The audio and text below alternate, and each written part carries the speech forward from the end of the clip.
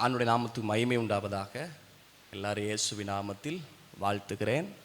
தொடர்ந்து இந்த மாலை நேரத்தில் சில காரியங்களை நாம் கற்றுக்கொண்டு இன்னும் நாம் ஆண்டவர் சமூகத்தில் நம்மை ஒப்பு கொடுக்க தேவன் நமக்கு அனுக்கிரகம் பாராட்டுவாராக, கிருபை செய்வாராக.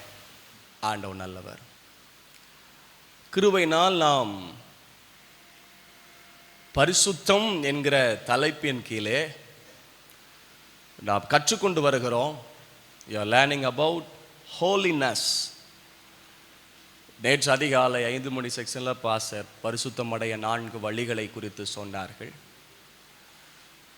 இன்றைய காலையிலையும் அது சம்பந்தமாய் முதலாவது கீ வசனத்தை எடுத்துட்டு மற்றபடி சில காரியங்களை நடக்க வேண்டும் என்பதை குறித்து கற்றுக் கொடுத்தார்கள். நேற்று காலை குட் ஃப்ரைடே சர்வீஸில் இயேசுவின் பரிசுத்தம், அவர் குற்றம் சாட்ட முகாந்திரம் இல்லாத வாழ்க்கை அவருக்கு இருந்தது என்பதை நாம் கற்றுக்கொண்டோம். நேற்று மாலை கூடுகையில் பரிசுத்தம் என்றால் என்ன, அதனுடைய முதல் பகுதியை நாம் கற்றுக்கொண்டோம். பரிசுத்தம் என்றால் செட் அபார்ட், அது பிரித்தெடுக்கப்பட்டது என்பதாய் கற்றுக்கொண்டோம். இன்றைய காலையில் பரிசுத்தத்துடைய அடுத்த அர்த்தத்தை நாம் அறிந்து கொண்டோம். தூய்மை, சுத்தம். அதை நாம் உள்ளான சுத்தம் நமக்கு முதலாவது தேவை, முக்கியம். முதலாவது உள்ளான மனுஷன் உள்ளம் சுத்தமாக இருக்க வேண்டும் என்பதை அறிந்து கொண்டோம். வேதம் நமக்கு பேலன்ஸாக போதிக்குது, உள்ளும் புறமும் கீழ் பூசி. அப்போது வெளி தோற்றமும் முக்கியமாக இருக்க. பாசு சொல்லிட்டாரா, உள்ளத்தை மட்டும் க்ளீன் பண்ணிட்டு வெளியே எப்படி வேணால் முடிய வச்சுக்குவோம், எப்படி வேணால் வாழ்ந்துக்குவோம், எப்படி வேணால் பேசிக்குவோம், அப்படி இல்லை. வேதம் நடக்கையின் பரிசுத்தத்தை குறித்து கூட தெளிவாக சொல்லப்படுகிறது. இன்னும் சொல்ல போனால் காலையில் உங்களோடு சொன்னது போல அனைத்து கட்டளைகளும் எல்லா கற்பனைகளும் பரிசுத்தம் என்கிற ஒரே தலைப்பின் கீழே அடிக்கலாம். கபடற்றது, நாவிலே வார்த்தைகளை பேசுகிறது, வார்த்தைகளை சுத்தம், சொற்களில் சுத்தம், நடக்கை, கீழ்ப்படிதல், உத்தமம். இந்த கட்டளைகள் நம்ம கேட்கப்படுகிற ஒவ்வொரு கட்டளைகள், அது மன்னிப்பாக இருந்தாலும் பரிசுத்தம் என்கிற ஒரு தலைப்பின் கீழே அடிக்கலாம்.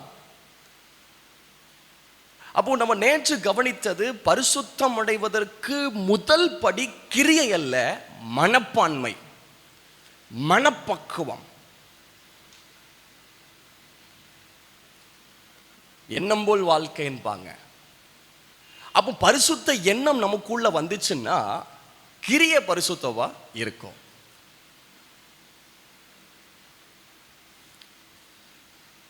ரெண்டாவது, நம்ம உள்ளம் சுத்தமாக இருக்கிறோம் என்பதை பார்த்தோம். மூன்றாவது, இந்த மாலை நேரத்தில் ஒரு காரியத்தை நாம் அறிந்து கொண்டு நம்மை ஒப்பு கொடுத்து செல்லுவோம். பரிசுத்தத்துடைய அடுத்த அர்த்தம் என்ன? பரிசுத்தம் என்றால் அர்ப்பணிக்கப்பட்ட வாழ்க்கை, அர்ப்பணித்தல். பரிசுத்தம் என்றால் அர்ப்பணித்தல் என்று அர்த்தம். ஆண்டவருடைய நாமத்துக்கு மகிமை உண்டாகட்டும். எழுதிக் கொள்ளுங்கள், தேவனுக்காக அர்ப்பணிப்பு. தேவனுக்காக வாழ்றதுக்கு அர்ப்பணித்தல். நல்ல வாழ்க்கை, நீதியுள்ள வாழ்க்கை, உத்தமம் உள்ள வாழ்க்கை வாழ்றதுக்கு அர்ப்பணிக்கப்படுறது. தேவனுக்காக அர்ப்பணிப்பு பரிசுத்தத்துடைய அடுத்த விளக்கம். ஆண்டவருடைய நாமத்துக்கு மகிமை உண்டாகட்டும். சில வசனங்களை நாம் வாசிக்கலாம். ரோமர் 6 அதிகாரம் 19 வசனம். ரோமர் 6 அதிகாரம் 19. மைக்கில் கூட ஹெல்ப் பண்ணுங்க. ரோமர் 6:19. உங்கள் மாம்ச பலவீனத்தின் நிமித்தம் மனுஷர் பேசுகிற பிரகாரமாய் பேசுகிறேன். அக்கிரமத்தை நடப்பிக்கும் முன்னே நீங்கள் உங்கள் அவயங்களை அசுத்தத்திற்கும் அக்கிரமத்திற்கும் அடிமைகளாக ஒப்பு கொடுத்தது போல இப்பொழுது பரிசுத்தமானதை நடப்பிக்கும்படி உங்கள் அவயங்களை நீதிக்கு அடிமைகளாக ஒப்பு கொடுங்கள். பரிசுத்தமானதை நடப்பிக்கும்படி. அப்போ கிரியையை பற்றி இங்க போட்டிருக்கு. அந்த நடப்பிப்பு என்றது கிரியை. holy works, holy deeds, பரிசுத்தமானதை நடப்பிக்கும்படி உங்கள் அவயவங்களை நீதிக்கு அடிமைகளாக ஒப்புக்கொடுங்கள். பரிசுத்தம் அடையணும், பரிசுத்த நடக்கை உண்டாகணும். பரிசுத்தத்திற்கான வழி மிக முக்கியமாய் நேற்று மாலை கவனித்தோம், மனப்பக்குவம், மனப்பான்மை. அந்த மனப்பான்மை நமக்கு இருந்துச்சுன்னா பரிசுத்த கிரியை வெளிப்படும். ரெண்டாவது கவனித்தோம், வெளியே மட்டும் ரொம்ப முக்கியத்துவம் கொடுத்து வந்தா முதல் வெளிப்புறம் சுத்தம் ஆகும்படி முதலாவது உட்புறத்தை சுத்தமாக்கு. அப்போ உள்ளத்துக்கு ரொம்ப இம்பார்ட்டன்ஸ், ப்ரிஃபரன்ஸ், முக்கியத்துவம், முன்னுரிமை கொடுக்க வெளிப்பிரகாரமும் சேஞ்சாக ஆரம்பிக்கும். உள்ளத்துக்குள்ளே வெறுப்பு, சுய வெறுப்பு, கட்டுப்பாடு, இச்சையடக்கம், உள்ளத்துக்குள்ளே அந்த தெய்வீக துவங்களை உள்ளே கொண்டு வர ஆட்டோமேட்டிக்கா வெளியே சேஞ்ச் ஆகும். இப்ப வெளியே நீ அதை பண்ணு சொல்லிக்கிட்டே இருந்தோம்னா மாம்சத்தின்படி 1 வருடமோ 2 வருடமோ 5 வருடம் 10 வருடமோ திரும்பவும் அதே காரியத்திற்கு போறதுக்கான வாய்ப்பு இருக்கு. ஏன்னா நம்ம ஒருத்தருடைய ஏவுதலினால், நம்ம ஆசையினாலோ கட்டாயத்தினாலோ நாம் இந்த காரியத்திற்கு நாம் உட்பட்டிருப்போம். ஆனால் தேவன் பேசி, தேவன் வெறுப்பை தந்து, தேவன் இந்த காரியத்தில் ஒரு பரிசுத்த ஏவுதலை நம் உள்ளத்தில் தந்தால் அதன் மூலமாய் வெளிவருகிற கிரியை நிச்சயமா அதை நித்தியம் வரைக்கும் காத்துக்கொள்றதுக்கு தேவன் கிருபை தருவார். இங்கே பார்க்கிறோம், பரிசுத்தமானதை நடப்பிக்கும்படி உங்கள் அவயவங்களை நீதிக்கு அடிமைகளாக ஒப்புக்கொடுங்கள். இன்னொரு வசனத்தை வாசிப்போம், ரோமர் 6:22. ரோமர் நிருபம் 6:22 வாசியுங்கள். இப்பொழுது நீங்கள் பலவீனத்தின் நின்று விடுதலையாக்கப்பட்டு தேவனுக்கு அடிமைகளானதினால் பாவத்தின் நின்று விடுதலையாக்கப்பட்டு தேவனுக்கு அடிமைகளானதினால் பரிசுத்தமாகுதல் உங்களுக்கு கிடைக்கும் பலன் முடிவோ நித்திய ஜீவன். பாவத்தின் நின்று விடுதலையாக்கப்பட்டு தேவனுக்கு அடிமைகளானதினால். முதலாவது 19ஆம் வசனத்தில் கவனித்தோம், நீதிக்கு அடிமைகளாக ஒப்புக்கொடுங்கள். அப்போ நம்ம பரிசுத்தமாய் வாழ்றதுக்கு மிக முக்கியமா இந்த நேரத்தில் நாம் கவனிக்கக்கூடியது அடிமையா ஒப்பு கொடுத்துடணும். 2 காரியத்தை சொல்லி கொடுக்க விரும்புறேன். 2 காரியம். அடிமையா ஒப்பு கொடுக்கணும், 2வது ஜீவ பலியா ஒப்பு கொடுக்கணும். இந்த 2 காரியத்தை இந்த மாலை நேரத்தில் சற்று சிந்திப்போம். ஒப்பு கொடுத்தலுடைய 2 காரியத்தை சொல்றேன். பல விதங்களில், பல வித்தியாசமான முறைகளில், அனுபவங்களிலே வேதம் பல வசனங்களை போதிக்கிறது. பாவத்தினின்று விடுதலையாக்கப்பட்டு தேவனுக்கு அடிமைகளானதினால் பரிசுத்தமாகுதல் உங்களுக்கு கிடைக்கும் பலன் முடிவோ நித்திய ஜீவன். பொதுவாக அடிமைத்தனம், 2 விதமான அடிமைத்தனம் வேதம் பேசுகிறது. 2 types of slavery, physical slavery, spiritual servanthood. அதாவது சமூக அடிமைத்தனம், ஆவிக்குரிய அடிமை. இந்த 2 அடிமைத்தனத்தை வேதம் பேசுகிறது. பரிசுத்த வேதாகமம் எத்தனை அடிமைத்தனத்தை பேசுது? என்ன மாதிரி ஒருத்தருக்கும் கேள்வி கேட்க மாட்டான், பதில காமிச்சுக்கிட்டே கேள்வி கேட்பான். இது மாதிரி தான் பைபிள் காலேஜ் கேட்டிருக்கேன். பைபிளையே பதிலையும் காமிச்சுக்கிட்டு எத்தனை அடிமைத்தனம்? 2. சமூக அடிமைத்தனம், பிசிக்கல் ஸ்லேவரி. அதுல உடல் சம்பந்தமாகவும் சரீர சம்பந்தமாகவும் அடிமைத்தனங்கள். இதை குறித்து நம்ம பழைய ஏற்பாட்டில் பார்க்கிறோம். ஆனா அடிமை மேல தேவன் அவ்வளவு கரிசனையா இருக்கிறார்.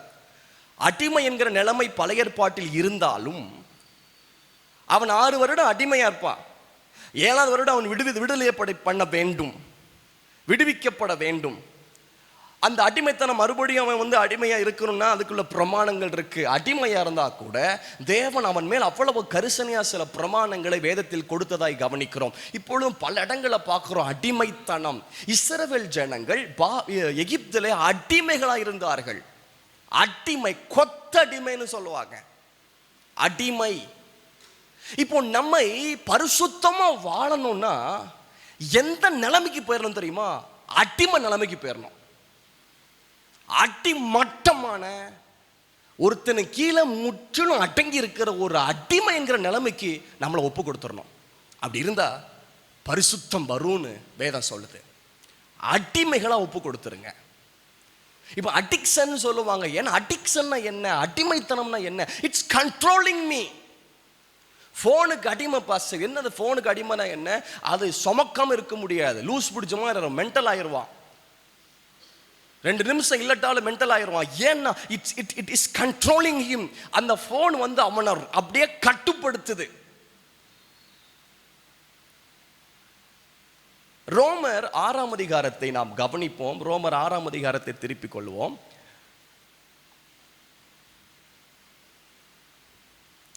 12ஆம் வசனத்திலிருந்து, ஆகையால் நீங்கள் சரீர இச்சைகளின்படி பாவத்துக்கு கீழ்ப்படியத்தக்கதாக சாவுக்கு எதுவான உங்கள் சரீரத்தில் பாவம் ஆளாதிருப்பதாக நீங்கள் உங்கள் அவயவங்களை நீதியின் ஆயுதங்களாக பாவத்துக்கு ஒப்புக்கொடாமல் உங்களை மரித்தொருந்து பிழைத்திருக்கிறவர்களாக தேவனுக்கு ஒப்பு கொடுத்து உங்கள் அவயவங்களை நீதிக்குரிய ஆயுதங்களாக தேவனுக்கு ஒப்பு கொடுங்கள்.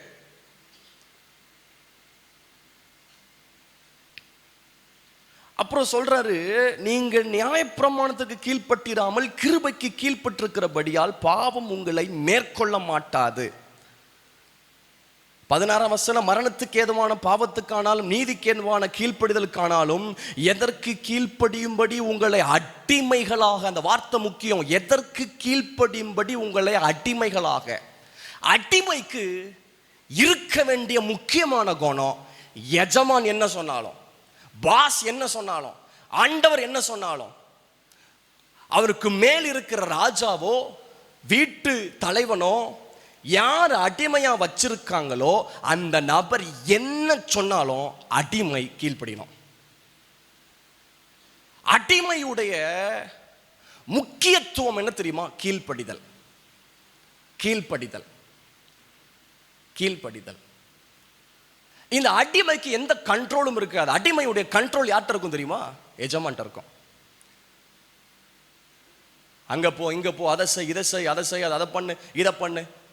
முழு கண்ட்ரோல் யார்கிட்ட இருக்கும்? முழு அதிகாரம் யார்கிட்ட இருக்கும்னா எஜமான்ட்ட இருக்கும். ஒரு அரசனுக்கோ ராஜாவுக்கோ எஜமானுக்கோ முழுமையாக கீழ்ப்படிந்தவர் என்ற அர்த்தம் அடிமை. எபிரேய வார்த்தையுடைய அர்த்தத்தில் எபண்ட் என்ற வார்த்தை, எபட் என்ற எபிரேய வார்த்தை, அடிமை என்ற எபட் என்ற எபிரேய வார்த்தையுடைய அர்த்தம் இதுதான். அடிமை, சேவகர், பணியாளர். அப்படி என்றால் ஒரு ராஜாவுக்கு இல்லையோ எஜமானுக்கு இல்லையோ முழுவதுமா கீழ்ப்படிஞ்சவர் அர்த்தம். Completely obeyed his master.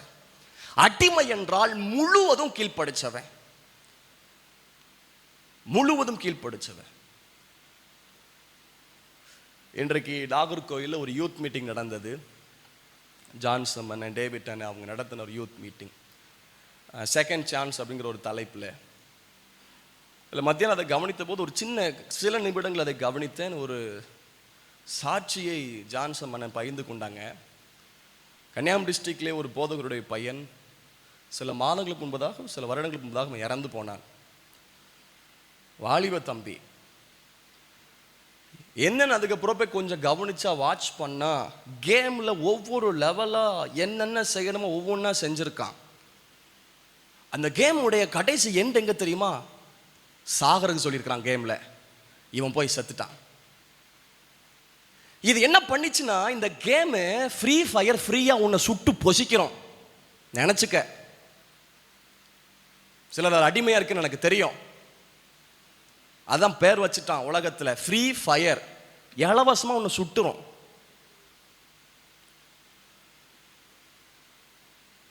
பல கேம் இது மாதிரி ஒவ்வொன்னா வந்து கடைசியில சாகர நிலைமையில கொண்டு போச்சு. ஏன்னா இட் இஸ் கண்ட்ரோலிங். அந்த நாய் கழுத்துல கட்டி கயிறு போட்டு பிடிச்சு வச்சிருப்பாங்கல்ல, அதே போல அறியாமல் எந்தெந்த காரியத்தில் நம்ம அடிமைப்பட்டிருக்கிறோமோ அதற்கும் நமக்கும் கயிறு போட்டு இழுத்து வச்சிருக்கு. ஆனா ஆண்டவர் என்ன சொல்றாருன்னா, நீங்க அதற்கு அடிமையாகாம தேவனுக்கு அடிமையாகும்படி நம்ம கண்ட்ரோல் முழுவதும் அவர்கிட்ட செல்லும்படிக்கு நம்ம ஒப்பு கொடுக்கணும். என் கண்ட்ரோல், என்னுடைய கட்டுப்பாடு கத்தட்ட போகணும். ரெண்டாவது, இந்த கிரேக்க பதத்துடைய அடிமைத்துடைய அர்த்தம் என்ன? முழுமையாக சொந்தமில்லாத அடிமை. முழுமையாக சொந்தமில்லாத அடிமை. எந்த உரிமையும் கிடையாதுங்க. அவனுக்கு ரேஷன் கார்டு இருக்காது, ஆதார் கார்டு இருக்காது. பொதுவாக அடிமை என்றாலே they have no identity, அடையாளம் இல்லாதவர்கள். சில வருடங்களுக்கு முன்பதாக பீகார் பயிர் சென்றிருந்த போது சில காட்சிகளை பார்க்கும் போதெல்லாம் உள்ளம் உடைந்தது. பச்சை பிள்ளைகள், சின்ன பிள்ளைகள் களத்திலிருந்து செங்கல் வேலைகள்லாம் செய்கிறார்கள். இன்னும் அந்த பீகார் பகுதியில் இப்பொழுதும் கூட அந்த கொத்தடிமைகள் இருக்கிறது. நம்முடைய பகுதியிலாகிலும் நம்முடைய தமிழகத்திலாகிலும் லோ கிளாஸ் பீப்புள் வந்து மிடில் கிளாஸ் ஆகிடலாம், ஹை கிளாஸ் ஆகலாம். ஹை கிளாஸ் மூலம் எப்போனாலும் லோ கிளாஸ் போயிடுவான். ஆனால் பீகாரில் அப்படி கிடையாது. லோ கிளாஸில் இருக்கவன் அப்படியே தான் அடிமையாக தான் இருப்பான். சில வருடங்களுக்காக உங்களுக்கு ஒத்திக்கி எடுத்திருப்பாங்க, முடிஞ்ச போதும் திரும்ப அங்கேயே தான் இருப்பாங்க. படிக்க அனுப்ப மாட்டான். ஹை கிளாஸில் இருக்கிறவன் ஹை கிளாஸாக மட்டும் இருப்பான். அவன் கீழே வர முடியாது, கீழே இருக்க மேலேயும் போக முடியாது. சில காட்சிகளை பார்க்கும்போது வேதனையாக இருந்தது. தான் தேவன் கிருபைய ஜெம்ஸ் மிஷினரி அண்ணன் அகஸ்டின் ஜெபகுமார் அண்ணன் அவங்கள கொண்டு ஏராளமான கிராமங்களிலே போய் பார்த்தபோது அரண்டு போனேன். 1% கூட நம்ம ஆண்டவருக்காக உழைக்கலன்னு துடிச்சிரு இருதயம். வெளியே யூடியூப் சேனல்லாம் பல பேசுவாங்க, நம்பாதீங்க. அப்படி நீங்கள் நம்பணும்னு விரும்புனீங்கன்னா போய் 4 நாள் ஜெம்ஸ் மிஷினரியை கொஞ்சம் சுற்றி பார்த்துட்டு அதுக்கப்புறம் வந்து யூடியூப்பில் பேசுறதெல்லாம் கேளுங்க. நேரடியாக இப்போ பார்த்து ஒவ்வொரு கிராமங்களும் பல ஸ்கூல்ஸில் போய் இறங்கி பார்த்ததுனால, ஏன்னா அடிமை விட மாட்டான், படிக்க விட மாட்டான். இவர் அங்கெங்கேயும் போய் கிட்டத்தட்ட 600 பிள்ளைகளை, விபச்சாரத்தில் பிறந்த பிள்ளைகளை தத்தெடுத்து படிக்க வைக்கிறார்.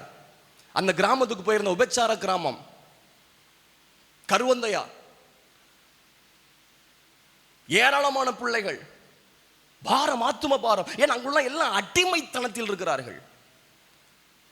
ரெண்டாவது, அடிமைனா வாழ்க்கை முழுவதும் எஜமானுக்கு தான் சொந்தம். புரியுதா? அவங்க வந்து எடுத்திருப்பாங்க, இத்தனை ரூபாய்க்கு அவனை பிடிச்சி எடுத்துட்டாங்க, இவ்வளவு தான்ப்பா, உன காசுக்கு வாங்கியாச்சு. இங்க யோசேப்பை விற்கிறாங்க, அடிமையா விற்கிறாங்க. யோசேப்பை அண்ணமார் வித்து போடுறான். அப்படின்னா என்ன அர்த்தம் தெரியுமா? இவனுக்கு காசு வந்துட்டு இப்போ யோசேப்பு யாரோட நான் மாறி போனான் தெரியுமா? யாரு காசு கொடுத்து வாங்கினாங்களோ அவங்களுக்குரியவனா மாறிட்டா. அப்போ யோசேப்பை என்ன சொன்னாலும் அவன் செய்யணும். அடிமை. முழு உரிமை யாருக்கு போகுது தெரியுமா? யார் வாங்கினானோ அவன்கிட்ட போகுது. இப்போ நம்ம சட்டுன்னு சிந்தித்து பார்ப்போம், நாம் யாருடையவர்கள்? நீங்கள் யாருக்கு அடிமைகள்? நாம் யாருக்கு அடிமைகள்? தம்பி நீங்க யாருக்கு அடிமை? தங்கச்சி நீங்க யாருக்கு அடிமை என்பதை சற்று யோசித்து பாருங்கள். அடிமை என்பது சொந்த உரிமையை இழந்து மற்றவருக்கு சொந்தமானவர் அல்லது மற்றவைகளுக்கு சொந்தமானது என்ற அர்த்தம். அந்த உரிமை, சொந்த உரிமையை இழந்து நாம் எதற்கு அடிமைப்பட்டிருக்கிறோம் என்று யோசித்து பார்ப்போம். அடிமைத்தனத்தின் நுகங்கள் இந்த இரவு நேரத்தில் முறிக்கப்படட்டும். என்னால முடியலையே, மீள முடியலையே. பல செயின் ஸ்மோக்கர்ஸ், தொடர்ச்சியை குடிக்கிறவர்கள், பீடி சிகரெட்ல அடிமைப்பட்டிருக்கிறவர்கள், அவங்க நினைப்பாங்க எங்களை முடியலன்பாங்க, விட முடியல. நம்ம இப்படிதான் ஜெபிக்க வேண்டியிருக்கு. ஆண்டவரே வெறுப்பை கொடுத்துருங்க, அது பாட்டு எடுக்கும் போது வாமிட் பண்ணட்டும். ஏன்னா அவங்களால முடியல, குடிக்காம இருக்க முடியல. ஏன்னா they addicted with, அதுல அடிமைப்பட்டுட்டாங்க. ஏன்னா முற்றிலும் அந்த சிகரெட்டுக்கு சொந்தமாயிட்டான். ஏன்னா அது முற்றிலும் ஆளுக செஞ்சுட்டு. புரியலையா? ஒரு சம்பவத்தை சொல்லுவார்கள். பழைய ஆட்கள் பாட்டி தான் சொன்னாங்க நினைக்கிறத. ஒரு இடத்துல பயங்கரமான வெள்ளம் அடிச்சு போயிட்டு இருக்கு, வெள்ளப்பெருக்கு. 2 நண்பர்கள் வெளியே பக்கத்துல நின்று பேசிட்டு இருக்கிறாங்க. திடீர்னு ஒரு நண்பன் சொன்னா, டேய் பாடுற, விளையாடு பெற்ற ரொம்ப கூடின விலை, காஸ்ட்லியான ஒரு கம்பளி போயிட்டு இருக்கு, அதை நான் போய் எடுக்கிறேன் அப்படிங்க. தண்ணி வெள்ளத்தில் அடிச்சு போயிட்டு இருக்கு. இவன் என்ன பண்ணா, ஒருத்தன் தண்ணிக்குள்ள சாடி அந்த கம்பளியை, விளையாடப்பட்டால் ரொம்ப காஸ்ட்லியான கம்பளி எடுத்துடலான்னு சாடிட்டான். இவன் ஃப்ரெண்டு சொல்றான், டேய் தண்ணி அடிச்சுட்டு போயிட்டு இருக்கு, நீ வெளியே வந்துரு. இவன் என்ன பண்ணிட்டான், தண்ணியில சாடி பிடிச்சிட்டான் கம்பளிய. தண்ணி அடிக்குது, பயங்கர ஸ்பீடா போகுது. நண்பன் சொல்றான், விட்டுறா, விட்டுட்டு வந்துடுறா, விட்டுறான்னு கத்துறான். அங்க தண்ணிக்குள்ள அவன் கத்துறான், நான் விட்டுட்டேன், அது என்ன விட மாட்டேக்குன்னா, நான் விட்டுட்டேன், அது என்ன விட மாட்டேக்குன்னா. நடந்தது என்ன அப்படின்னா, காட்டு வெள்ளத்துல வந்தது கம்பளி கிடையாது, வந்தது கரடி. இவன் கம்பளி நினைச்சு தண்ணிக்குள்ள சாடி பிடிக்க இறங்கினான் பாருங்க. கரடி நமக்கு தப்பிக்கிறதுக்கு ஒருத்தன் கிடைச்சிட்டான், நான் கட்டி பிடிச்சிட்டு. இப்படித்தான் பாவம் அநேகரை அடிமைப்படுத்தி விட்டது. பாவம் ஒரே நாளில் ஒருவளையும் அடிமைப்படுத்தாது. அது சில நாட்கள் எடுத்து அவர்களை வலைக்குள் சிக்க வைத்து விட்டது. நாம் கொஞ்சம் கொஞ்சமா வழுகி நாம் சிக்கிவிட்டோம். உலக அன்பிலேயோ, உலக இச்சையிலேயோ, உலக காரியத்திலேயோ சில அடிமைத்தனத்துக்குள் சிக்கப்பட்டு விட்டோம். ஆண்டவரே, இந்த நாளில் எங்களை விடுவிச்சிருங்க ஆண்டவரே. இன்று கண்ட எகிப்தியனை ஒருபோதும் காண்பதில்லை என்று சொன்ன கர்த்தர், இந்த நாள் எங்களுக்குள்ள அடிமைத்தனம் என்கிற எகிப்தியனை, அடிமைப்படுத்துகிற எகிப்திய கிரியைகளை, அடிமைப்படுத்துகிற எகிப்திய துரைத்தனங்கள் எங்களை விட்டு மாறட்டும் ஆண்டவரே. எங்கள் கால்களை கண்ணிக்கு விலக்கி, அடிமைத்தனத்தின் விலக்கி எங்களை காத்துக்கொள்வீராக. பரிசுத்தமானதை நடப்பிக்கும்படிக்கு அடிமைகளாக ஒப்பு கொடுத்துருங்க. இருக்கிறதுலயே இந்த பூமியில ஒரு தாழ்ந்த நிலை என்ன தெரியுமா? அடிமை. அடிமை. பெரிய எஜமான் இருக்காங்க, அரசியல்வாதிகள், அரசு துறையில் இருக்கிறவர்கள், போதகராக இருக்கலாம், பல துறைகளிலோ சாதாரணமான மனிதர்கள், அப்புறம் துப்புரவு பணியாளர்கள், உலக நடையிலே குறைந்த ஜாதி என்று எண்ணப்படுகிறவர்கள், இதையெல்லாம் கீழே தான் அடிமை. எந்த நிலைக்கு தாழ்த்தணும்னு சொல்றாரு தெரியுமா? அடிமைங்கிற நிலைக்கு நம்மளை தாழ்த்தணும்ங்கிறார். அந்த நிலைக்கு என் அந்தஸ்து, என் படிப்பு, என் பட்டம், என்னுடைய தாளந்து, என் திறமைகள் என்றெல்லாம் மேன்மைப்படுத்தாமல் அப்படியே தர லெவல்ல இறங்கி நம்மளை ஒப்பு கொடுத்துடுறோமா? தொடர்ந்து வசனங்களை கவனிப்போம். ரோமர் 6:17. முன்னே நீங்கள் பாவத்துக்கு அடிமைகளாய் இருந்தும், முன்னாடி பாவத்துக்கு அடிமைகளாய் இருந்தும், இப்பொழுது உங்களுக்கு ஒப்புவிக்கப்பட்ட உபதேச சட்டத்திற்கு நீங்கள் மனப்பூர்வமாய் கீழ்ப்படிந்தபடினாலே தேவனுக்கு ஸ்தோத்திரம். பாவத்தினின்று நீங்கள் விடுதலையாக்கப்பட்டு நீதிக்கு அடிமைகளானீர்கள். 19 ரோமர் 6:19. உங்கள் மாம்ச பலவீனத்தின் நிமித்தம் மனுஷர் பேசுகிற பிரகாரமாய் பேசுகிறேன்.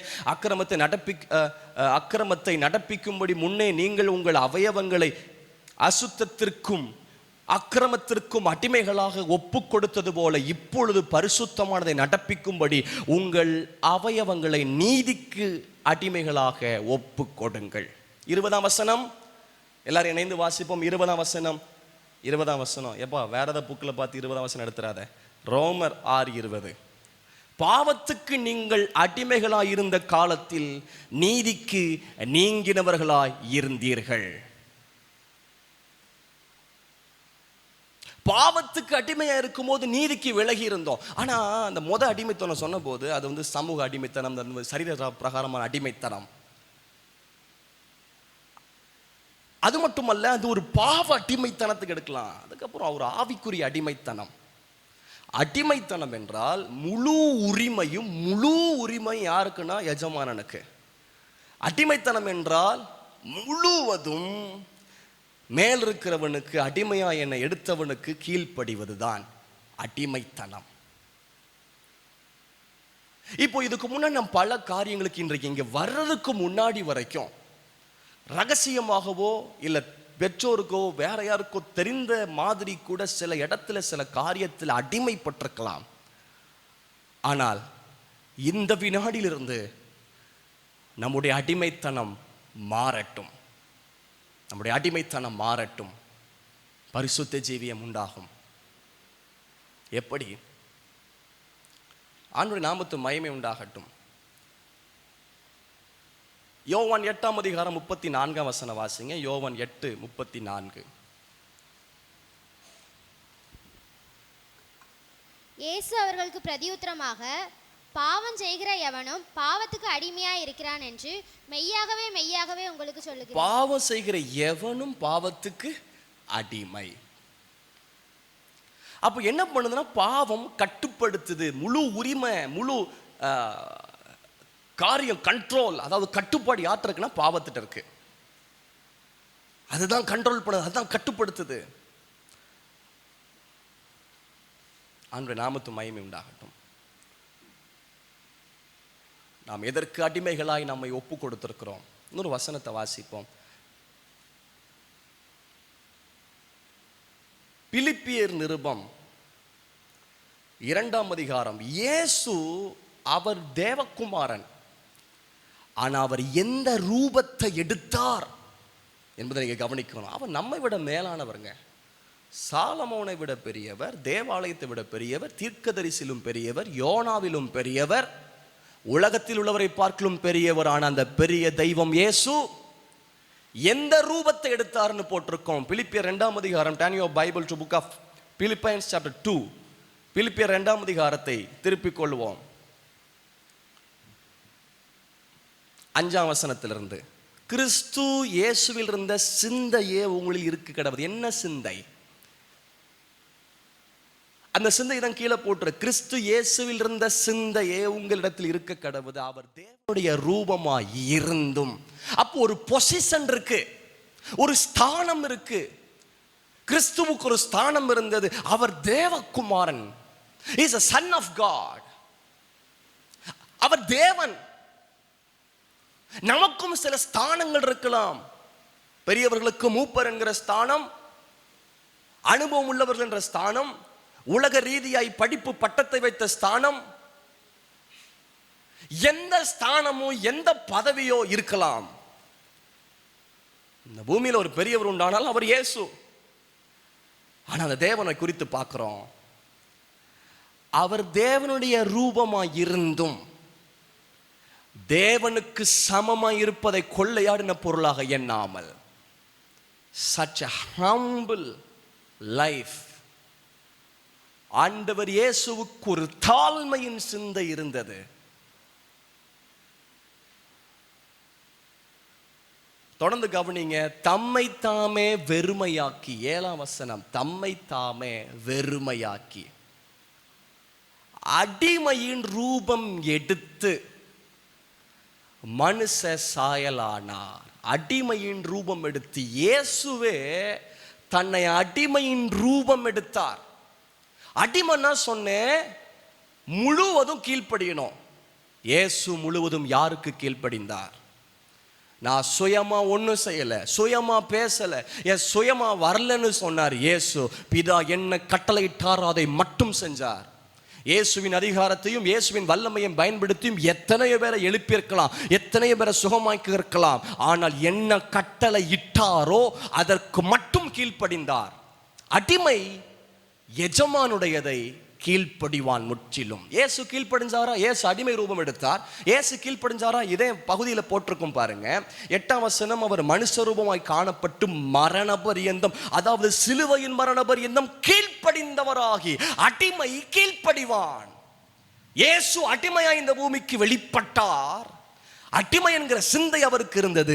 முற்றிலும் பிதாவாகிய தேவன் சொன்னதை மட்டும் அவர் கீழ்ப்படிந்தார். அதான் இயேசு சொல்லுகிறார் யோவான் 17ஆம் அதிகாரத்திலே, அவர் பிதாவை நோக்கி ஜெபிக்கும் போது கெத்செமனே தோட்டத்தில் தன் ஊழியத்தில் நிறைவேற்றின போது சொல்லுகிறார், நீர் எனக்கு நியமித்த கிரியைகளை செய்து முடித்தேன். என்ன நியமிச்சீங்களோ அதை மட்டும் செஞ்சேன்னார். அப்போஸ்தலர் வசனம் இருக்கிறது. தீமோத்தேயுவிலும் கர்த்தரிடத்தில் பெற்ற ஊழியத்தை நிறைவேற்று. அப்ப என்னது அப்பாயிண்ட் பண்ணப்பட்டிருக்கோ, என்ன சொல்லப்பட்டிருக்கோ, என்ன நியமிக்கப்பட்டிருக்கோ அதை மட்டும் இயேசு சொல்லுவார். பிதாவின் சித்தம், தேவ சித்தம் செய்வதே என்னுடைய போஜனம். அவர் என்னென்ன சொன்னாரோ அதை மட்டும் இயேசு செஞ்சார். Perfect obedience. அடிமை முழுவதும் கீழ்ப்படிவான். அது இயேசு ஒரு நல்ல முன்னடையாளம். நம்ம ஏற்கனவே பார்த்தோம். நீங்க அதுக்கு கீழ்ப்படிச்சிங்க, கீழ்பட்டு. அது ரோமர் 6ஆம் அதிகாரத்தில் பார்த்தோம். அடிமைன்னா முற்றிலும் கீழ்ப்படிஞ்சே ஆகணும், வேற வழியே இல்லை. இஸ்ரவேல் ஜனங்களை ஆலோட்டில ஒடுக்குறான். அவ்வளோ சுமக்கிற வேலை, தன் ஜீவனை கசப்பாக்கும்படிக்கு ஒடுக்குனான். ஆனாலும் கீழ்ப்படிஞ்சு தான் ஆகணும். தூங்குறதுக்கு சமயம் இருக்காது. நீங்கள் அந்த பகுதியில் வாசிச்சிங்கன்னா ஐயோ அவ்வளோ அடிமைப்படத்தில் பண்ணான் எகிப்தியன் இஸ்ரவேல் ஜனங்களை.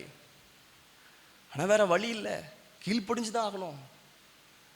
ஆனால் இப்பொழுது அந்த அடிமைத்தனத்திலிருந்து விடுவிச்சு கிறிஸ்துவுக்கு அடிமையா, தேவனுக்கு அடிமையா, நீதிக்கு அடிமையா நம்மை ஒப்பு கொடுக்கணும்னு கர்த்தர் விரும்புகிறார். பரிசுத்தம் தேவனுக்கு அர்ப்பணித்தல், ஒப்பு கொடுத்தல். தொடர்ந்து வசனங்களை வாசிச்சு முடிச்சிருவோம். அவர் மனுஷர் ரூபமாய் காணப்பட்டு மரண பரியந்தம், அதாவது சிலுவையின் மரண பரியந்தமும் கீழ்ப்படிந்தவராகி தம்மை தாமே தாழ்த்தினார். அடிமை தன்னை மேன்மைப்படுத்த முடியாது. அடிமைக்கு தாழ்மை தான் இருக்கும். எஜமானனுக்கு மேல தன்னை உயர்த்த முடியாது, அதிகாரிக்கு மேல தன்னை உயர்த்த முடியாது. நீங்க கொஞ்சம் கவனிச்சிங்கன்னா கூட பொதுவாகவே நம்ம பகுதியில் இருக்கிற ஸ்வீப்பர்ஸை நம்ம எப்பவும் தப்பா நினைக்க கூடாது. நம்ம மனசுல கூட அந்த மாதிரி சிந்தை வரக்கூடாது, அந்த எண்ணம் வரக்கூடாது. அவங்க நல்ல ஒரு கவர்மெண்ட் ஜாப்ல இருக்கிறாங்கிற எண்ணம் நமக்கு இருக்கணும். உலக நடையிலே, உலகத்திலே சபையை விட்டு, ஆவிக்குரிய ஸ்தலத்தை விட்டு வெளியே சில ஜாதிக்காரர்களை இழிவாக பார்க்கிற நிலைமை இருந்தாலும் கூட நம்ம அப்படி பார்க்கக்கூடாது. அவங்க நல்லவங்க. ஏன்னா அவங்கள வித்தியாசமான விதத்தில் அவங்க சாக்கடை அல்றதுனால, தெருவை தூக்குறதுனால, சில இடத்துல போய் பப்ளிக் டாய்லெட்டை க்ளீன் பண்ணுறதுனால அவங்களாம் நீங்கள் ஒரு அடிமை மாதிரி தான் அப்படி நடத்துவாங்க. அவங்க பெரிய ஆளாக இருப்பாங்க, ஆனால் நம்மளை எப்படி பார்ப்பாங்க தெரியுமா? ஐயா வணக்கம், வணக்கம். ஒரு அடிமை எப்படி எஜமானனுக்கு வணக்கம் சொல்லவானோ அதே மாதிரி ஒரு பெரிய ஆளை பார்த்தா வணக்கம் சொல்லுவாங்க. அதை நீங்கள் கவனிச்சிருக்கீங்களா? எனக்கு வெக்கமாகவும் இருக்கும். நான் அவங்க என்னோட அவங்க வயசுல பெரியவங்க அப்படின்னு நினச்சிக்குவேன். என்னோட வயசுல பெரியவங்க பார்க்குற இடத்துலலாம் எல்லா ஸ்வீப்பர்ஸும் அந்த டவலை கலத்திட்டு ஐயா, ஏன்னா அவங்க வருஷம் இங்கே சர்ச்சுக்கு வராங்க, அன்பு அவங்கள்ட்ட பேசுறது, பணிவிட செய்யறது, இது அவங்க கனம் செலுத்துறாங்க. ஓகே, ஆனாலும் இந்த எங்கிருந்து வந்துச்சு? அவங்கள உலகம் அடிமையா பார்க்குது. 4 நாள் அவங்க கிளீன் பண்ணாமல் விட்டுறணும், அப்போ தெரியும் பணகுடி நாத்தம்.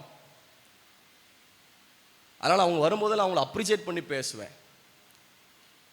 நீங்கள் ஒர்க் பண்ணால தான் பணகுடியே நல்லா இருக்கு,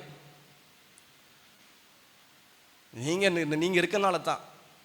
அதனால் we have to pray for sweepers. அவங்களுக்காக ஜெபிக்கணும். ஒரு விஷயம் ஜெபம் பண்ணி கை உயர்த்தி, அவங்க கடினமாக வேலை செய்கிறாங்க, அதனால் மதுபான பழக்கத்தை அடிமைப்பட்டிருக்காங்க, ரட்சிக்கணும்.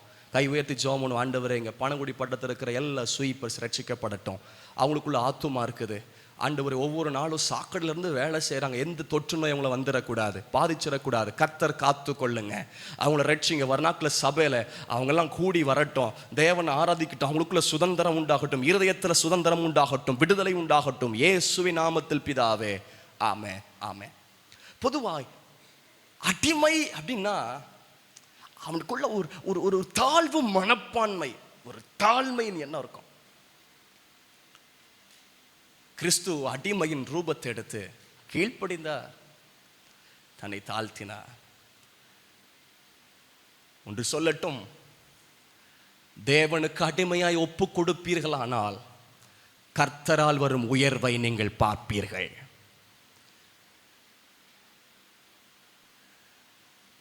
கிறிஸ்துவுக்கு அந்த உயர்வு வந்துச்சு பாருங்க. 9ஆம் வசனம், ஆதலால். அந்த வார்த்தை சிந்திக்கிற வார்த்தை. பிலிப்பியர் 2:9. ஆதலால். எதுக்கு ஆதலால் போட்டிருக்கு? அதுக்கு முன்னாடி என்ன போட்டிருக்கு? அடிமையின் ரூபம் எடுத்தார், கீழ்ப்படிஞ்சார், மரண பரியந்தம் தன்னை தாழ்த்தினார். ஆதலால் தேவன் எல்லாவற்றிற்கும் மேலாக அவரை உயர்த்தி, உங்கள் உயர்வு நீங்கள் கிறிஸ்துவுக்கு அடிமைகளாய் வைக்கிற அர்ப்பணிப்பில் இருக்கிறது உங்கள் உயர்வு. மேட்டிமைகளையும் பெருமைகளையும் உதறி தள்ளிவிட்டு பலிபீடத்தில் ஒரு உடைகிற நிலைமையோடு தாவீது ராஜா பிரமாணத்தை மீறினவர். நியாய பிரமாணத்தின்படி பார்த்தார், அவருக்கு மரணம் தண்டனை தான். அவர் வேற சொல்றாரு, ஒருவேளை இந்த மாதிரி பிரமாணம் இருந்துச்சுன்னா ஆயிரக்கணக்கான ஆடை கொண்டு வெட்டிடுவார், பலி செலுத்திடுவார். ஏன்னா அவருக்கு இன்ஃப்ளூயன்ஸ் இருக்கு, அவருக்கு பண பலன் இருக்கு, ஆள் பலன் இருக்கு, படம் இருக்கு. பலியை நீர் விரும்புகிறதில்லை, விரும்பினால் செலுத்துவேன். தகன பலியும் உமக்கு பிரியமானதல்ல. எப்போ தலைவர் விபச்சாரம் பாவம் பண்ணிட்டு கொலை செஞ்சுட்டு பிறருடைய மனைவி இச்சிச்சுட்டு இப்போ அவர் வர தேடி வர பார்த்துருப்பார் போல இருக்கு. பலி இல்லை, கசாப்பு தான், பலி தான் இருக்கு, ஆடு பலி கிடையாது. அப்பந்தான் புதுசா ஒரு பலியை இவர் கண்டுபிடிக்காத தாவீது, ஆண்டவரை உமக்கேற்கும் பலிகள் நொறுங்கொண்டதும் நறுங்கொண்டதுமான ஆவிதான். தேவனே, நொறுங்கொண்டதும் நறுங்கொண்டதுமான இருதயத்தை ஒருபோதும் புறக்கணிகிற. வேற வழியே இல்லை. ராஜா பதவியெல்லாம் விட்டு தள்ளிட்டு இருதயத்தை உடைச்சு அப்படியே விழுந்துட வேண்டிதான். கிருபையின் தேவன் இரக்கம் பாராட்டி அன்பு நிறைஞ்சு நம்மளை மன்னிக்கிறார். அப்போ அடிமை இயேசு, அந்த அடிமையினுடைய காரியத்தெல்லாம் இயேசுகிட்ட பார்க்க முடியுது. தாழ்மை அவருக்கு இருந்துச்சு, கீழ்ப்படிதல் அவருக்கு இருந்துச்சு. அடிமை ரொம்ப தியாகம் பண்ணணும், அடிமைனாலே தியாகம் பண்ணி ஆகணும். இயேசுகிட்ட அந்த தியாகம் இருந்தது. இந்த அடிமை என்ன வேலைலாம் எஜமான் சொல்றாரோ எல்லா வேலையும் செஞ்சாகணும். இயேசு பிதா நியமித்தவைகள் எல்லாம் செஞ்சார். அப்போ நம்ம அடிமைகளாக ஒப்பு கொடுக்கணும்.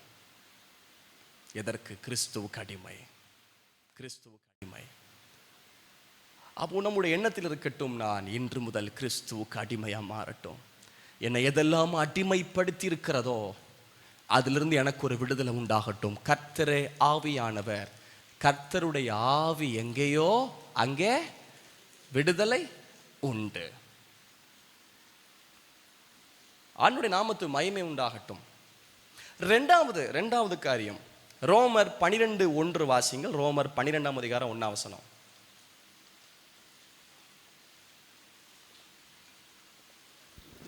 வாசிங்கம்மா. ரோமர் 12:1. அப்படி இருக்க சகோதரரே, நீங்கள் உங்கள் சரீரங்களை பரிசுத்தமும் தேவனுக்கு பிரியமுமான ஜீவ பலியாக ஒப்பு கொடுக்க வேண்டும் என்று தேவனுடைய இரக்கங்களை முன்னிட்டு உங்களை வேண்டிக் கொள்கிறேன். இதுவே நீங்கள் செய்யத்தக்க புத்தியுள்ள ஆராதனை. இங்கே ஆவியானவர் பவுல் மூலமா எழுதுகிறார், சரீரங்களை பரிசுத்தமும், லேர்னிங் அபவுட் ஹோலினஸ், பரிசுத்தத்தை பற்றி படிச்சுட்டு வர்றோம். அப்போ பரிசுத்தம் அடைகிறதற்கு அர்ப்பணிப்பு. அப்போ அர்ப்பணிக்கணும்னா அதனுடைய முதல் பகுதி அடிமையா ஒப்பு கொடுக்கணும். ஒரு அடிமையின் லெவல்ல இறங்கி ஒப்பு கொடுத்துடணும்.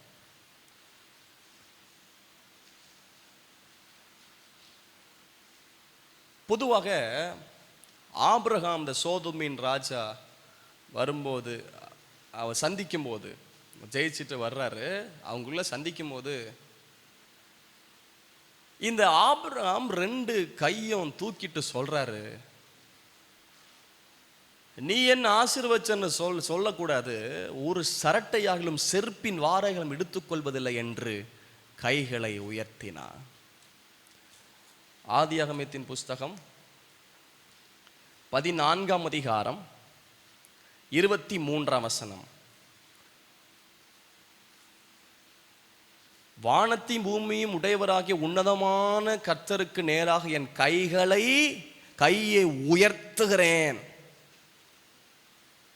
இதுக்கு முந்தின வசனத்தை பார்த்தா அந்த அதிகாரத்தில் தான் அந்த சோதோம் போய் ஜெயிச்சுட்டு வரும்போது, அதற்கு ஆபிரகாம் சோதோமின் ராஜாவை பார்த்து, ஆபிரகாம் ஐஸ்வரனாக்கிறேன் என்று நீ சொல்லாதபடிக்கு நான் ஒரு சரட்டையாகிலும் பாதரட்சியின் வாரையாகிலும் உமக்கு பாதரட்சியின் வாரையாகிலும் உமக்கு உண்டானவைகள் யாதொன்றையாகிலும் எடுத்துக்கொள்ளேன் என்று அவர் சொல்றார். எடுத்துக்கொள்ளுன்னு சொல்றார். பொருட்களை நீ எடுத்துக்கொள்ளும், ஜனங்களை தாரும் அப்படின்னு சொன்னபோது இந்த ஆபிரகாம் பொருளுக்கு அடிமையாகவில்லை. எதற்கு அடிமையானார் தெரியுமா? தேவனுக்கு அடிமையானார். அதுக்கு அடையாளம் தான் கை உயர்த்துறது. கை உயர்த்துறதுக்கு 2 அர்த்தம் இருக்கு. ஒன்று, நான் உங்களுக்கு அடிமைப்பா, சரண்டர். பொதுவாக அந்த துப்பாக்கி வச்சு சுடும் போது இந்த கையை தூக்கிட்டாங்கன்னா சுடக்கூடாது. உங்களை யாராவது சுட வந்தாங்கன்னா கை தூக்கிறாதீங்க, திரும்ப சுட்டுறணும். நம்ம தேசத்தில் அப்படி துப்பாக்கி சுடுதெல்லாம் தனியாக நடக்கலை. கர்த்தருக்கு மகிமை உண்டா. வெளிநாடுகளில் சர்வசாதாரணமாக தூக்கி சுட்டுட்டு இருக்கான். அதிகாரத்தில் இருக்கிறவங்களுக்கு, காவல்துறை அதிகாரிகள் இருக்கிறவங்களுக்கு இருக்கு. அதில் என்ன அர்த்தம் அப்படின்னா, கையை தூக்கிடுவான், அப்பவும் சுட மாட்டான், பிடிச்சிட்டு போயிடுவான். ஐயா நான் அடிமை, நான் தான் தப்பு பண்ணேன், என்னை சுற்றாதீங்க, என்ன தூக்கிட்டு போங்கன்னு அர்த்தம். ஆண்டவர் நேரம் கையை தூக்குறது, ஏசப்பா நான் உங்களுக்கு அடிமை அப்படின்னு அர்த்தம். ரெண்டாவது, கையை தூக்கிட்டு இருக்கிறது, என்னால் ஒன்றும் இல்லைப்பா, என்னால் ஒன்றுமே முடியாது, எல்லாம் நீங்கள் தான் பார்த்துக்க முடியும், எல்லாவற்றையும் நீ தான் செய்ய முடியும்னு அர்த்தம். சரி, இப்போ இங்கே ரோமர் நிருபத்தில் எழுதும்போது பரிசுத்தமும் தேவனுக்கு பிரியமான ஜீவ பலியாக ஒப்பு கொடுக்க வேண்டும் என்று. அப்போ முதலாவது நம்ம பரிசுத்தமா நம்ம நடக்கும்படிக்கு, பரிசுத்தமா கிரியை செய்யும்படிக்கு அடிமைகளா ஒப்பு கொடுக்கணும். ரெண்டாவது, நம்முடைய சரீரங்களை பரிசுத்தமும் தேவனுக்கு பிரியமான ஜீவ பலியாக ஒப்பு கொடுக்கணும். ஜீவ பலியாக. அது என்ன ஜீவ பலி? லிவிங் சாக்ரிஃபைஸ் அப்படின்னு போட்டிருக்கோம். ஜீவ பலி, ஜீவ பலி. இப்படி ஒரு பலி வேற எங்கேயும் இருக்கான்னா, தகன பலி இருக்கு, சர்வாங்க தகன பலி இருக்கு, போஜன பலி இருக்கு, குற்ற நிவாரண பலி இருக்கு, பாவ நிவாரண பலி இருக்கு, பான பலி, மற்ற பலியோடு சேர்த்து செய்யக்கூடிய பான பலி இருக்கு. அதே என்ன ஜீவ பலி?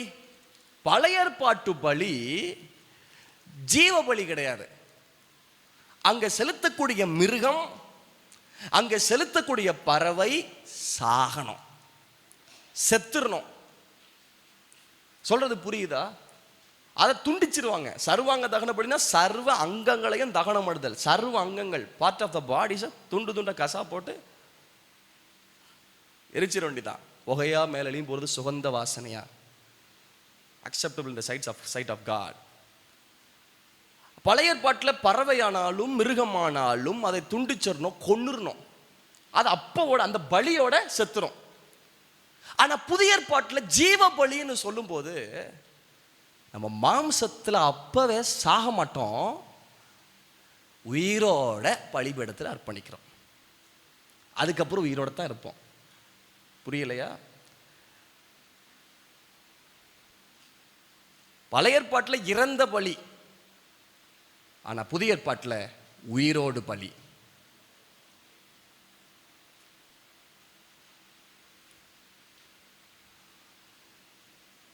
ஒவ்வொரு நாளும் பலிபீடத்தில் ஒப்பு கொடுத்து எண்ணங்கள், செயல்கள், வாழ்க்கை முழுவதும் தேவனுக்கு சொந்தம் என்று.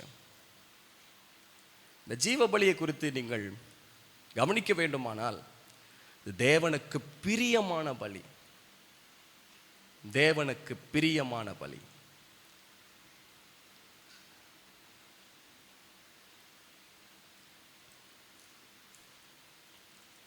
தேவனுக்கு பிரியம்.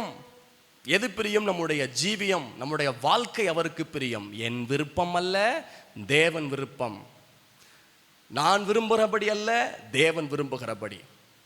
இந்த ஜீவ பலி தன்னார்வ பலி, வாலண்டியரா ஒப்பு கொடுத்தல், கட்டாயப்படுத்தப்பட்டல்ல. ஆண்டவரே நான் உமக்கு அடிமைப்பா, நான் ஒப்பு கொடுத்துறேன். அன்பின் நிமித்தம் ஒப்பு கொடுக்கக்கூடிய, அன்பின் நிமித்தம் சரண்டர் பண்ண வேண்டிய பலிதான் ஜீவ பலி. ஜீவ பலியா நான் ஒப்பு கொடுத்துறேன். நம்முடைய சரீரங்களைன்னு போட்டிருக்கு, அதான் ஜீவன் போட்டிருக்கு. ஏன்னா கையை துண்டா காலை துண்டா கட்டு பண்ணி கொடுத்துருவான். பழைய ஏற்பாட்டில் அதுதானே அங்கங்கள், அவயவங்களை துண்டு துண்டு துண்டாக்கிடுவாங்க.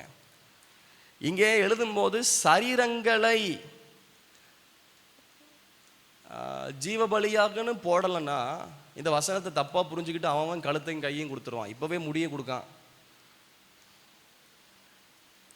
அது என்ன அர்த்தம்னா, பழைய ஏற்பாட்டில் சரீரத்தை துண்டா வெட்டிடுவான், அப்போ கொன்னுருவான். இப்போ துண்டா வெட்டி கொல்லவனா, அவயவங்கள் அப்படியே உயிரோடு இருக்கட்டும். ஆனால் அதுக்குள்ள மாற்றம் வரும்படிக்கு பலிபீடத்தில் ஒப்பு கொடுக்கணும், ஒப்பு கொடுக்கணும். ஸோ பரிசுத்தம் அடைவதற்கு ஒப்பு கொடுத்தல், அர்ப்பணிப்பு மிக மிக முக்கியம்.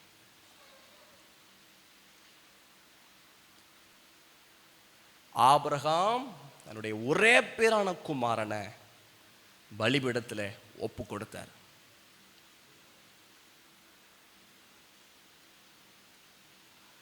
அன்னாளுக்கு பிறந்த பிள்ளை, கேட்டு பெற்றுக்கொள்ளப்பட்டவன், பல வருடம் கழிச்சு பிறந்த பிள்ளை, பால் குடி மறந்த பின்பதாக ஆலயத்தில் போய் ஒப்பு கொடுத்துட்டாள். ஒப்பு கொடுக்கிறது சில நேரத்தில் கடினமாக இருக்கு. ஏன்னா ரொம்ப பிரியமானதுல, நேசத்துக்குரியது, ரொம்ப பிரியமானது, அதை ஒப்பு கொடுக்கணும். இன்னைக்கு அருமையான ஒரு அழைப்பு தேவன் நமக்கு கொடுக்கிறார்.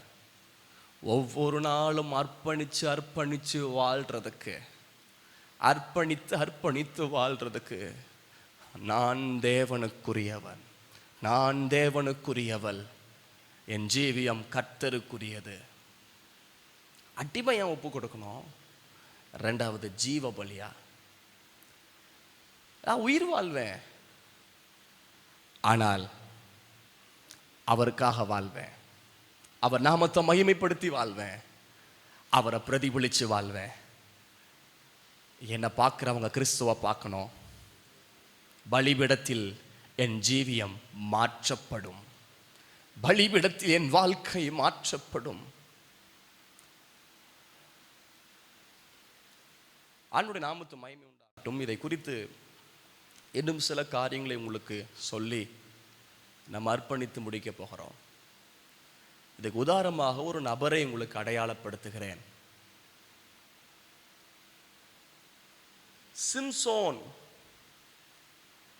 சிம்சோனை குறித்து நாம் பார்ப்போம்.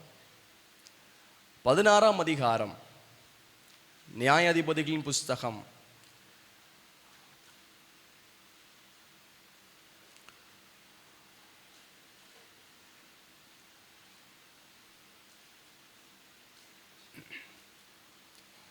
13ஆம் அதிகாரத்தை கூட திருப்பிக்கிறோம். 13ஆம் அதிகாரம் 5ஆம் வசனம் 7ஆம் வசனம். நீ கற்பந்தரித்து ஒரு குமாரனை பெறுவாய், அவன் தலையின் மேல் சவரன் கத்தி படலாகாது, அந்த பிள்ளை பிறந்தது முதல் தேவனுக்கென்று நசரனாய் இருப்பான். பிறந்ததிலிருந்து தேவனுக்கென்று நசரன். இந்த வார்த்தையை நோட் பண்ணிக்கோங்க. தேவனுக்கென்று நசரையன், தேவனுக்கென்று நசரையன். அந்த வார்த்தை ரொம்ப முக்கியம். பிறந்தது முதல். நியாயாதிபதிகள் 13:5. பிறந்தது முதல் தேவனுக்கென்று நசரனாயிருப்பான். 7ஆம் வசனம், தீட்டானது ஒன்றும் புசியாமலும் இரு, அந்த பிள்ளை பிறந்தது முதல் தன் மரண நாள் மட்டும். அந்த வாக்கியம் முக்கியம். பிறந்ததிலிருந்து சாகர வரைக்கும், பிறந்ததிலிருந்து சாகர வரைக்கும். ஐயா ஜீவபலி, அம்மா ஜீவபலி. நாம் பிறந்ததிலிருந்து நம்முடைய மரணம் வரைக்கும் தேவனுக்கென்று என்று இருப்பதுதான் ஜீவபலி.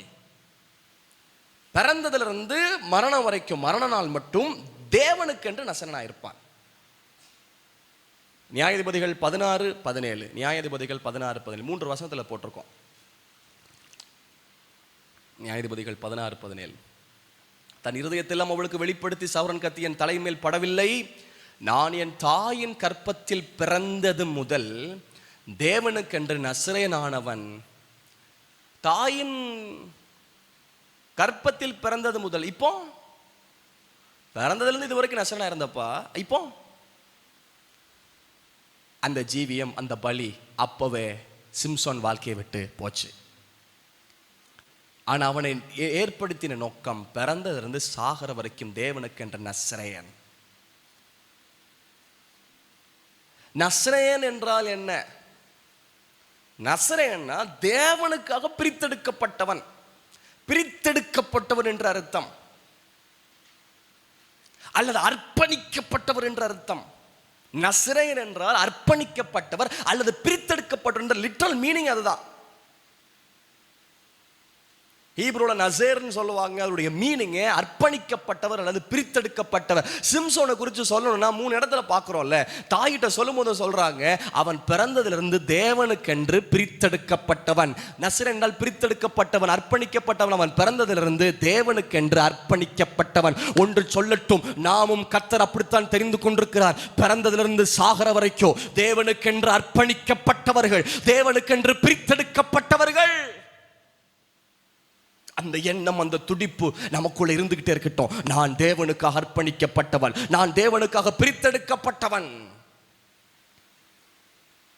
ரோமர் 6:10, ரோமர் 6:10. அவர் மரித்தது பாவத்துக்கென்று ஒரே தரம் மரித்தார், அவர் பிழைத்திருக்கிறது தேவனுக்கென்று பிழைத்திருக்கிறார். தேவனுக்கென்று. ரோமர் 6:11, அப்படியே நீங்களும் உங்களை பாவத்துக்கு மரித்தவர்களாகவும் நம்முடைய கர்த்தராக இயேசு கிறிஸ்துவுக்குள் தேவனுக்கென்று பிழைத்திருக்கிறவர்களாகவும் எண்ணிக்கொள்ளுங்கள். ஆகவே நம்ம நினைக்கணும், நம்ம தேவனுக்கென்று பிழைச்சிருக்கிறோம், நாம் தேவனுக்காக அர்ப்பணிக்கப்பட்டவர்கள், நாம் தேவனுக்காக பிரித்தெடுக்கப்பட்டவர்கள், தேவனுக்காக பிழைச்சிருக்கணும், நாம் தேவனுக்காக பிழைச்சிருக்கணும். அவர் வருகை பரியந்தம், நம்முடைய மரண பரியந்தம், அவருடைய வருகை நாள் மட்டும் தேவனுக்கென்று. கலாத்தியர் 2:19, தேவனுக்கென்று பிழைக்கும்படி நான் நியாயப்பிரமாணத்துக்கு மரித்தேனே, தேவனுக்கென்று பிழைக்கும்படிக்கு. அப்போஸ்தலனாகிய பவுல் சொல்றார், நான் தேவனுக்கென்று பிழைக்கும்படிக்கு. தேவனுக்கென்று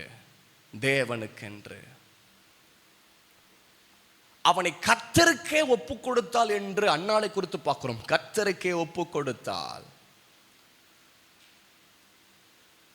கர்த்தருக்கென்று இயேசுவை தாய் ஒப்பு கொடுக்க பிரமாணத்தின் முறைமைப்படி வந்ததாக லூக்கா 2:23 பார்க்கிறோம். தேவனுக்கென்று, கர்த்தருக்கென்று. நாம் பிழைத்தாலும் கர்த்தருக்கென்று பிழைக்கிறோம், நாம் மரித்தாலும் கர்த்தருக்கென்று மரிக்கிறோம். ஆகையால் பிழைத்தாலும் மரித்தாலும் நாம் கர்த்தருடையவர்களாயிருக்கிறோம். நாம் தேவனுக்கு அர்ப்பணிச்சு வாழணும்.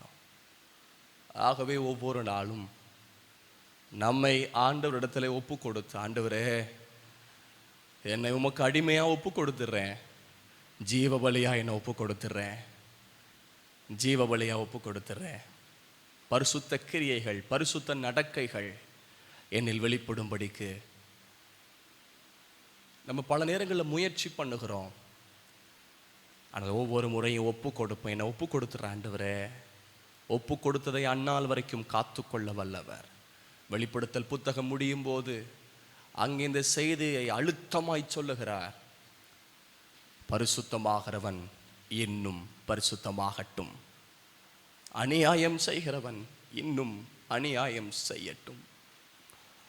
இந்த பூமியில நமக்கு அழைத்த அழைப்பின் பிரதானமான நோக்கம் பரிசுத்தம், பரிசுத்தம், பரிசுத்தம். சில நிமிடங்கள் ஆண்டவர் சமூகத்தில் நம்மை ஒப்பு கொடுக்க போகிறோம். வாழ்க்கையில சில அடிமைத்தனத்தில் இருக்கலாம். அபிஷேகத்தின் நுகம் உரிந்து போகும், அடிமைத்தனத்தின் நுகம். நம்முடைய கழுத்து நின்று அவன் நுகத்தை எடுத்து போடுகிறவர். ஏதாகிலும் சில அடிமைத்தனங்கள் உங்களுக்குள்ளே ரகசியமாக இருக்கலாம். ஆனா இன்றைக்கு பலிபீடத்தில் நம்மளை ஒப்பு கொடுத்துருவோம். Lord, I surrender myself. என்னை ஒப்பு கொடுத்துட்றேன் ஆண்டவரே, என் ஜீவியத்தை தந்துடுறேன்ப்பா, என் சரீரத்தை ஒப்பு கொடுத்துட்றேன்.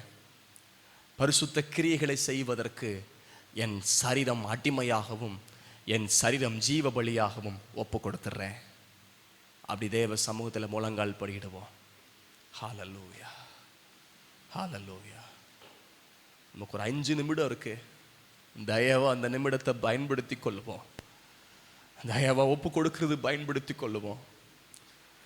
உன் வழியை கர்த்தரிடத்தில் ஒப்புவி, ஒப்புவி. ஹல்லேலூயா. அப்படி பலிபீடத்தின் மேல வைக்கப்பட்ட ஒரு அனுபவத்தை போல எண்ணங்கள், அர்ப்பணியுங்கள். விறகெல்லாம் எடுத்து வச்சு கட்டையெல்லாம் அடுக்கி அப்படியே அந்த ஆடை தூக்கி பலிபீடத்துல வச்சு ஒவ்வொரு அவயவங்களையும் துண்டிப்பது போல் ஒவ்வொரு அவயவம் ஜீவ பலியா ஒப்பு கொடுத்துருவோம். கண்ணு தப்பு தப்பா பாக்குதா, கண்ணை ஒப்பு கொடுத்துருவோம். எல்லாருடைய கண்கள் மூடி இருக்கட்டும், எல்லாருடைய கண்கள் மூடி இருக்கட்டும். ஆண்டவர்கிட்ட ஒப்பு கொடுப்போம். ஹல்லேலூயா. என்ன தர்ற ஆண்டவரே, என்ன தந்துடுறான்ப்பா, என் குடும்பத்தை ஒப்பு கொடுத்துடுறப்பா.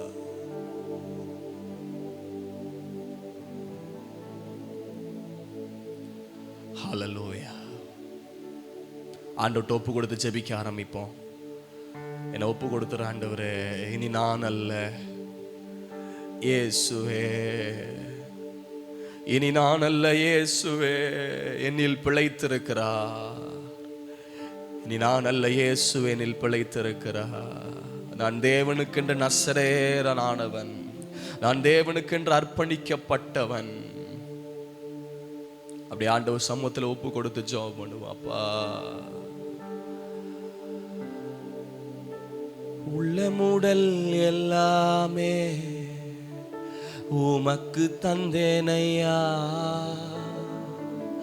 உள்ளமுடல் எல்லாமே உமக்கு தந்தேனையா,